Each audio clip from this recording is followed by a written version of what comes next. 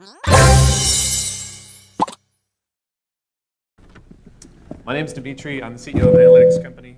I'm also a professor at the University of Southern California, so I wear a couple different hats. My talk today is about the social interactions and nature of players, so the way they interact with each other, and what that means for developers. I'm going to be telling you a couple stories about human nature. I'm going to tell you a few things about big data and try to wrap it all together and leave some time for questions. So here's the sort of the main theme I'm going for today. The takeaway point is that relationships between players are crucial. They can be known, they can be measured, and they matter quite a bit. A lot of us in this room run businesses focused on the consumer or on other businesses. So we think of ourselves as B2B, business to business, B2C, business to consumer, and I suggest, well, what about C2C, the consumer to consumer angle? What about them? Should we run businesses that are C2C? And of course, many of you in the room already are running C2C businesses, but may not be as aware of this or aware of how to take advantage of what you can do with the data there. So let's start with some basic assumptions about human nature. Thank you. Humans are helpful. We are essentially social monkeys, right? We literally need each other. If we didn't need each other, then solitary confinement wouldn't be a punishment, but it is. We need other people. So how do we actually impact each other? What actually takes place? So anytime human beings get together and interact, we're going to influence each other via mirror neurons. They fire, social relationships form, and when one person does something, it increases the likelihood of others to do that same thing. Sometimes it's just an idea or a meme, sometimes it's a mood, sometimes actually an action. Let's take something as basic as a facial expression. Here comes cute facial expression. He's cute, right? I mean, look at him. That's a cute kid. When I show you this kid, your brain tells you to smile. The mirror neurons literally fire and say, you should repeat that action, you should reciprocate it. And it may increase the likelihood of you to smile yourself. So let's talk about social and social data and how to actually measure this kind of stuff online. Specifically, this thing that we call a social graph. This is the network of players and how they look when they're connected to each other. These are players. This is a community. This is what it actually looks like, sort of looking down from above. You have people who are called nodes in the network, and then you've got connections between them, which we call edges in the network. When you draw this graph, you'll see that there are some shapes that emerge, and those shapes tell stories. Imagine this graph as your player base. Some players are really well connected, some are really central, some are more off at the edges. There's a story there. Let's take a look at an actual social graph from a game, and I will show you some time series analysis, actually a graph changing and growing and evolving over time. It's pretty cool to watch this sort of thing. I'm going to let it play once, and then I'll play it a second time after sort of telling you the story that goes along with it. Oh. Where are we?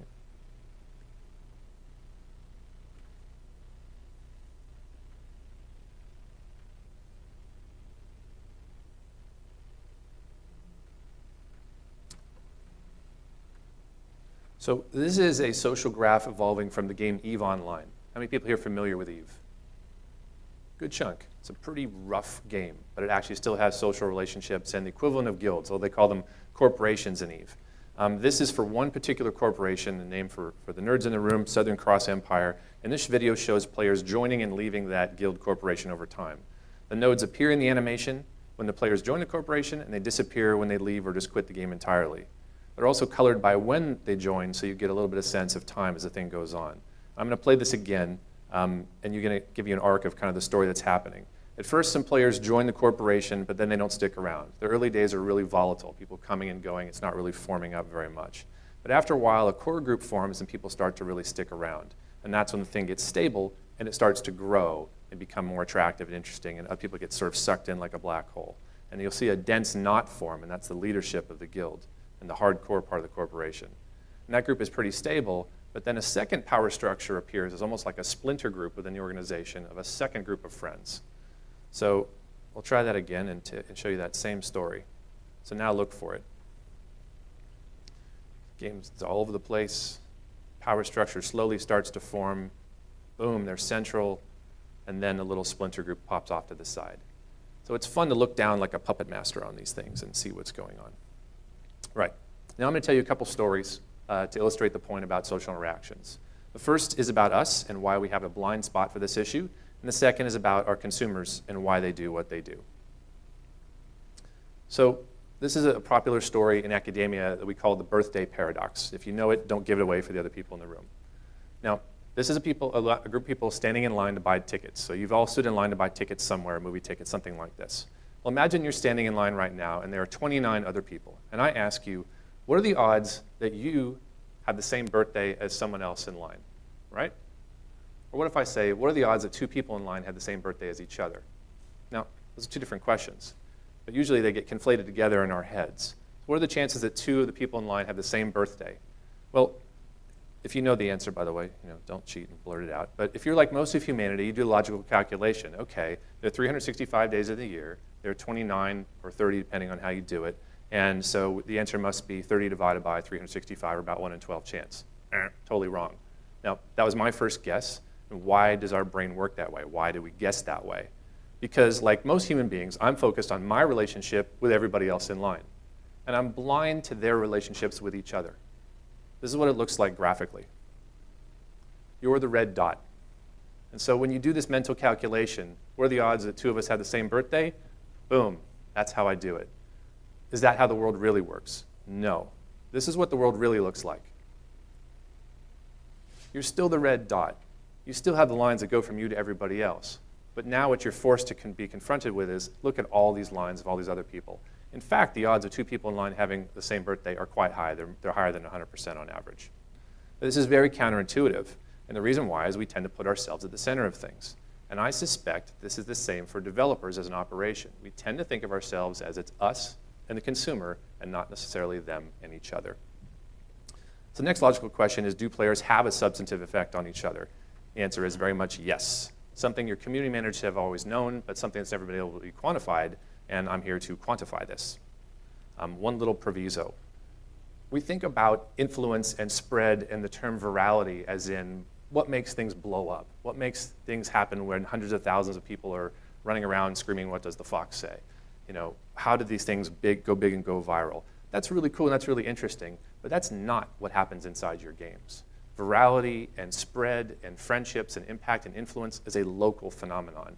This is a distraction. It's a fun distraction. I had fun with the foxes and the tables last night at the speaker dinner. So we focus on this at the local level. This is another group of people, smaller than the big graph I showed you before, and all their social connections. Just stare at it for a second and think about what it means and the shapes that are there. So our second story comes to us from medicine. Totally different from games, but I promise I will bring this back. There are two scientists. One is a medical doctor, and the other is a social networks expert. And they come into possession of a unique data set. This is actually a small town in upstate New York in the United States. So this is basically everybody in the town. And what's unusual about this data set is that it was collected by the medical doctors in the town who have health records on everybody. They, unlike most doctors, asked the interesting question, who are you connected to else in this town? And they'd never done that before.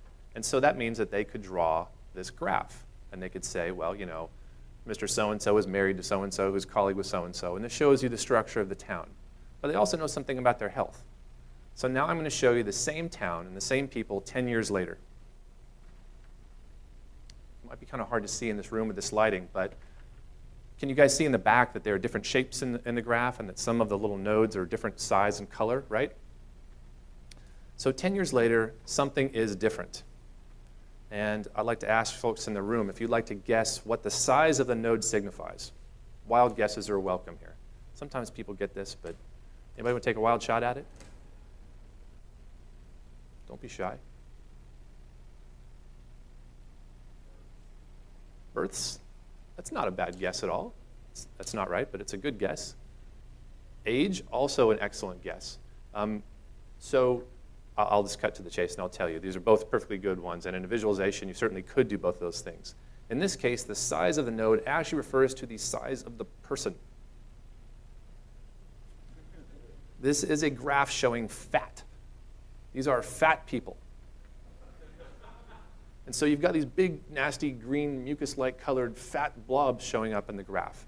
Now, this jives very much with what we know about what's been happening with Americans and our weight. We have huge obesity problems. But I want you to take a look at this graph again and think about where the fat is in the graph. And what you will notice if you look at it is that it's not random. The fatness is clustered in this graph. And what does that mean? It means that if you are fat and you are connected to someone else, you are likely to become fatter still, or vice versa. It means that people are literally over time making each other fat. I'm telling you that fat is contagious. Now, of course, it's not contagious in the sense of catching a cold or passing it along, but it is socially contagious. And that's the breakthrough that this study gave us, is that there are phenomena that spread through networks. Getting fat was one of them. Think about it. Let's say I have terrible eating habits. I come work with you, and I say, hey, we're friends now. I'm going to this great fried chicken joint. Do you want to come with me? Well, your odds of eating fried chicken just went up. And if I'm fat, you're going to get fat. And God forbid you marry me, and then you get really fat, right? So the tighter the connection, the more this happens. And they found that lots of stuff is passing through networks like this. Smoking spread through networks like this. Quitting smoking spread through networks like this. Moods would spread through networks like this, good moods and bad moods. And then, of course, why do we all care? Consumer behaviors also spread through networks like this. And this was sort of the big aha moment for us is, well, if quitting and spending and conversion and churn spread, that would be interesting. And that's the meat of what I'm going to tell you about today.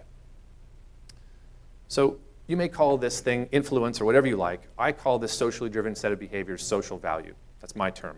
Because it's a thing you want more of, it's got a value, and because it's created by social connections, so not a big stretch. My research team has been working on measuring this for about 8 years, and today I get to share some of our results and some benchmarks that we found by studying gamers and game data with some of our clients. Now, you could come up with your own measure here rather than use social value. I like mine, obviously. But the idea is you want to have some measure of social impact. So what would be better than doing nothing would at least be to count like how many friends someone has, or if they're a guild leader or something. It's better than just random. So my definition is the extra behavior created by a person across their social graph. When this person's here, their friends do more stuff, whatever more stuff means. If it were obesity, we'd measure it in pounds. But since we're interested in gamers and game behavior, we measure it in time, in sessions, and in spending, euros, dollars, pounds, etc. So let's talk about playtime. A person with a lot of social value is going to induce their friends to play more. They're popular, you're going to want to play with them more.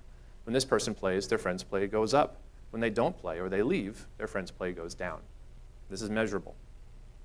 This is not the same thing as lifetime value.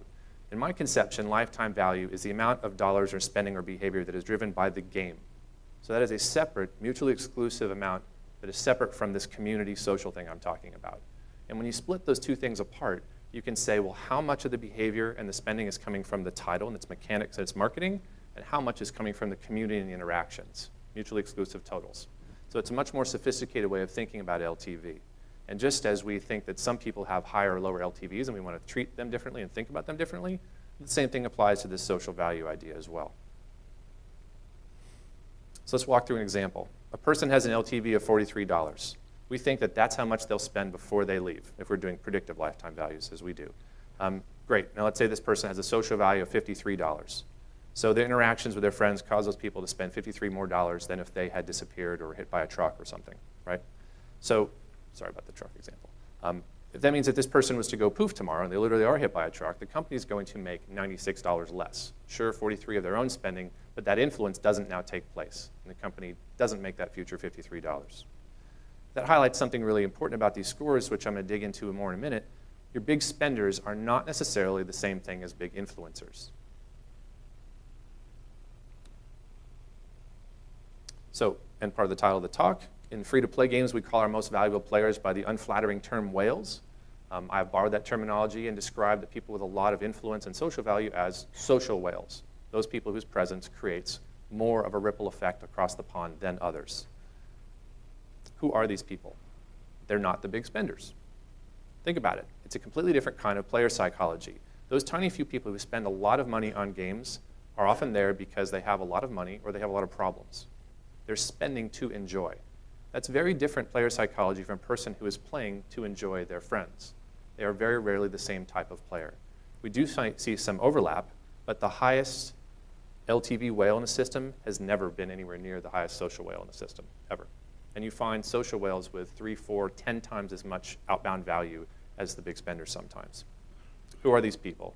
Sure, sometimes they're leaders of clans or guilds, but more likely they are sort of the everyday people, the people with 1 friend or 2 friends or 10 friends. And so it's not something that you're not looking for that celebrity thing, you're not looking for that breakaway viral escape velocity, you're looking for local celebrities. You're looking for, you know, the wife, the coworker, the person with 5 friends who plays, who increases the spending in the play just that little much more. In the aggregate, they're very, very powerful.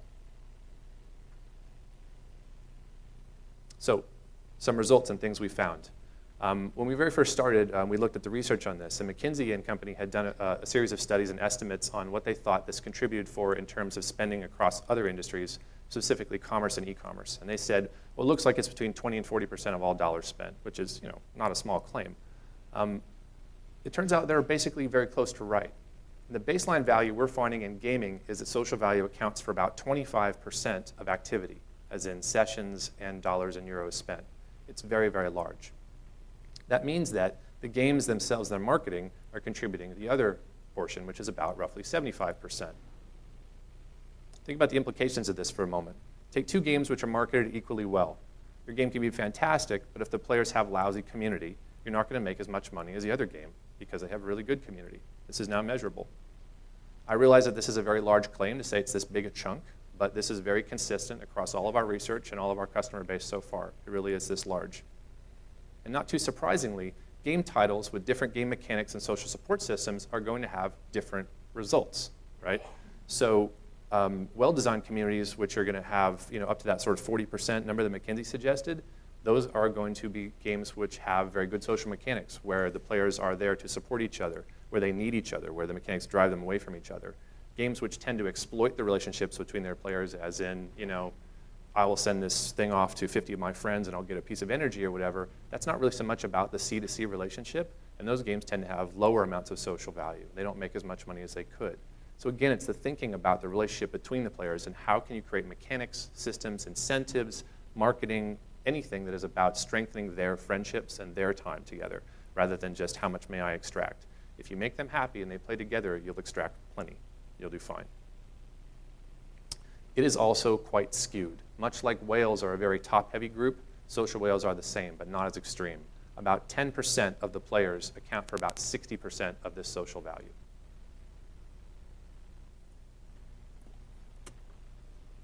One other thing that we found is that the other side of the coin, as in the people who are influenced rather than the influencers, are also interesting, and they are driven, have a certain kind of psychology as well. No one likes to think of themselves as influenced, but when I'm honest with myself, I play a lot of games because I want to play with my friends. I'm playing more because they're there. I'm influenced in that case, as much as sometimes I'm influencing. And what that means is I'm going to play more often. And we find that when people log in and play, and there are these influenced folks, they don't spend more, but they come back more, and therefore they spend more over time. So the analogy we like to use is visiting a coffee shop. It's not that they're going to come in and spend $500 on coffee. It's that they, anticipating that you may be there to hang out with the coffee shop, are going to come back more frequently. And maybe that you're not there, maybe they have a cup of coffee anyway. So you log in, you look for your friends, they're not around. All right, well, maybe let's play a session or two. This is me for League of Legends on my lunch break, right? So I'll just play one game. How bad could it be? So, but I'm drawn there because maybe my friends are around. And it's that same way for the influenced. Implications, and then we'll get to questions.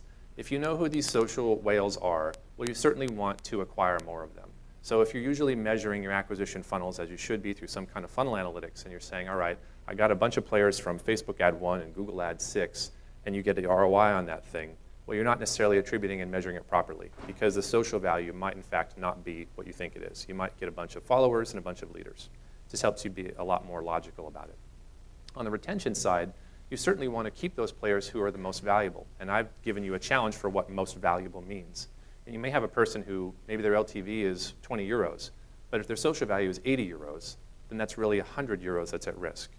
And so just imagine the example. If this really popular person leaves, everybody else leaves with them. The sort of guild leader example is very obvious, but this makes it quite finite.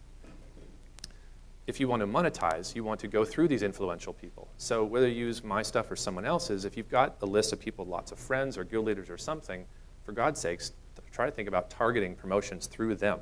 Piggyback on those existing relationships. Because if you make the influential people happy, it's going to have a positive ripple effect out through their community, right? You can and will make more money by doing this. And then lastly, you could consider altering game mechanics so that the social whales have a different experience. This, of course, needs to be done quite carefully. Some games and their cultures wouldn't support it, but you could change the loot table. You could do lots of different things. And this is a CEO of an analytics company saying, never mess with game mechanics based purely on metrics. You must do it with context. You must do it intelligently. Changing your game on a hunch without data is stupid. Changing your game on data only without understanding the context of the game is equally stupid. So use these tools well, and you will do very well. That said, I'd be happy to take questions. Thank you.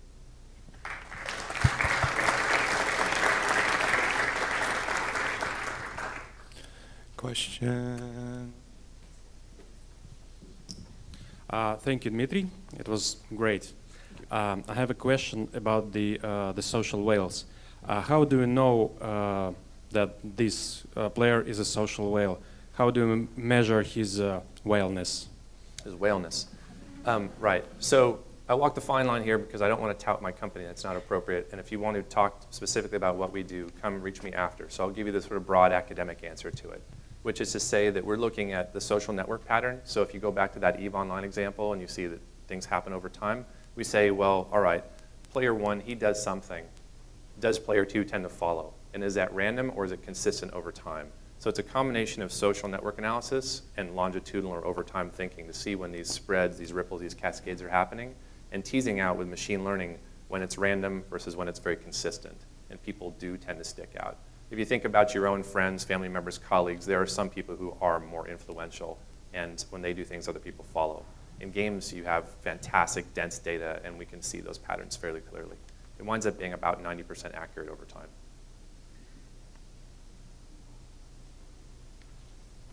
How do you handle something like leading the community with sort of social activity where, you know, it's sort of like you put in a party instigator or something, you know, that's going to attract a lot of people into the game or something? How do you handle that? Right. So I've essentially created a tool set which spots these people, but it doesn't say, here's what you should do with it, right? And I think about it like the first time you gave somebody Microsoft Excel, it doesn't mean that they're a good accountant. So, you know, there are best and worst practices which we'll be forming. The science suggests that you should do things which are organic in nature rather than very forced or top-down, and that you should do things that support the friendships rather than their relationship to you as a developer. So if you were thinking about what kinds of things to seed, here's an example. Let's say you do a racing game. Well, you could just give the influencer a free car. But what about thinking about their relationship with their friends and say, well, here's a free race course that's just for you and your friend, and do an event that's for them to celebrate. So mechanics like people have been putting gifting into their titles a lot lately, and that's kind of a selfless social action. It's very much about the friendship. That plays very well into this. So if I was thinking about events, I would think about events where it's celebrating the friendship and reinforcing it rather than how much money can I make out of it. Because if I get them to all show up at the coffee shop and have a party, they're going to buy coffee, right? So focus on what makes them like to be with each other. Think about the context of the game and do promotions like that or events like that. Are there any negative impacts of the social whales? Oh, it's like he's a plant in the audience for me. Yes. In fact, social value can be negative. So the scientific term for these people is asshole. And we can measure cases where someone actually has a negative social value. And the extreme case where their negative social value is actually larger than their own LTV from the game. So imagine that a player has an LTV of 20 bucks and they have a social value of minus 10. Well, they're still a valuable player, but they're hurting the community. Well, imagine a person with an LTV of $20 with a social value of minus 80. Well, now they're just destroying the community, right? So they're polluting that same pond. And again, here, best practices are still being worked out and forthcoming. I like to think about separating them off from each other. Again, don't do it without context, or even put them together. I wrote an article, it was in Gamma Sutra, I think, or Game Industry Biz a week or two ago about troll pooling, the idea of taking these negative players and at least separating them from the rest of the community so that the feedback loops are more positive between the friends, because everyone's run into bad players. And this is an actual measurement of it. So yeah. Thanks. Any other questions? Thanks very much. Great. Thank you.